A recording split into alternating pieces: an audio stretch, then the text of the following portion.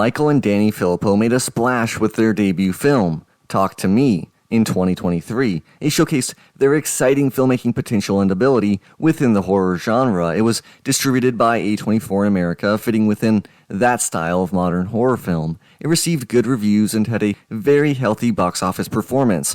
This success allowed for the duo to return to the horror genre with a second film, Bring Her Back. The film was written by Danny Filippo and Bill Hinsman and stars Billy Barrett, Sora Wong, and Sally Hawkins.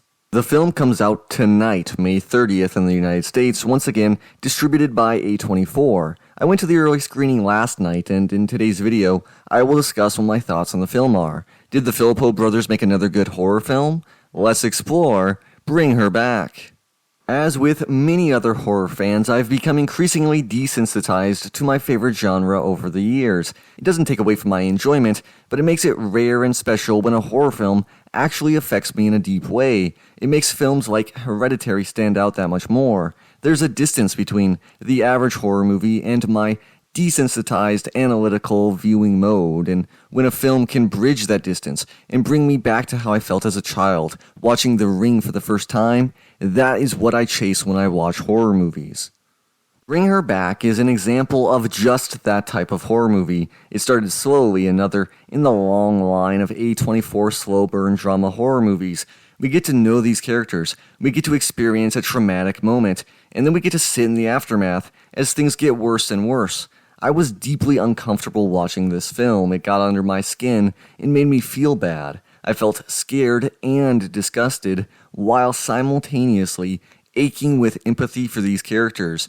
This is a feel-bad horror movie that offers no reprieve.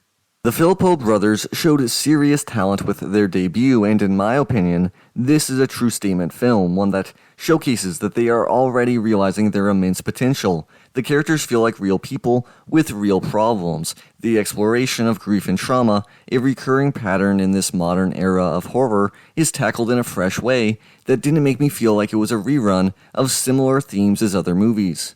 When I watch a modern horror film and I realize it's going to be yet another trauma movie, part of me groans and yearns to move past this cliched thematic choice. I never had that moment here. I was so immersed with the characters in the story. The mystery was intriguing and scary. The acting is excellent throughout by our main cast. The younger actors Billy Barrett and Sora Wong do a great job, something you don't always see with child actors. This allows the atmosphere to slowly suffocate you. Sally Hawkins is awesome in this movie. She nails so many elements of her character and is able to make us fear her, hate her, and feel deeply bad for her. This is hard to pull off, but she is awesome in this movie. Right from the start, you can tell something is wrong with her, with the house, with the whole situation, and she effectively displays the slow unraveling of her character.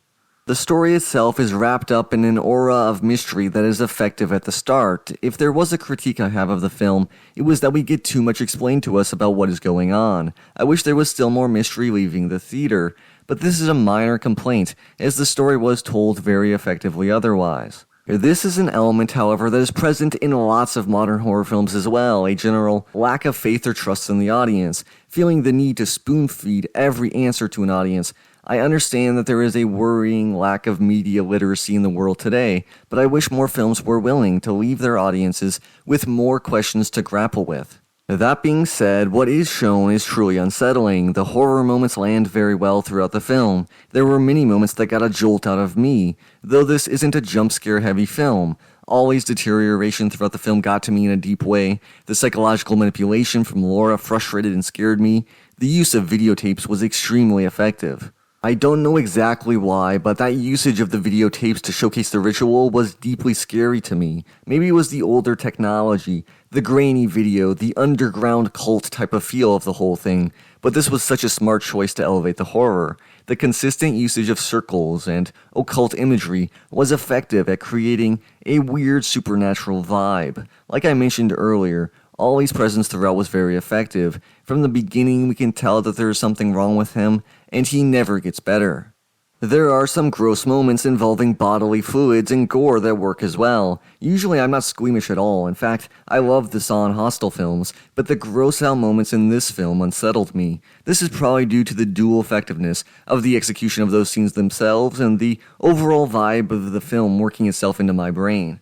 Despite being a gross, uncomfortable, and deeply scary film, I couldn't help but feel emotionally attached to these characters, all of them. I cared deeply about what was happening, and despite my discomfort, I just had to see what would happen next. This is effective filmmaking. The technical aspects were executed well, with the directors continuing to show the talent they have. This is definitely something that I feel has continued to develop in the genre. We are getting much more consistently well-executed films on a technical level, which I can appreciate.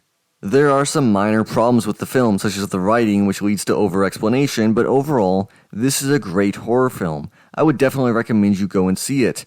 This will definitely be amongst the best horror films of the year, I can already tell. This has been a strong start to the year for the horror genre, and there are still lots of films I am dying to see. This has the potential to be another banner year for the genre, which is in a serious groove.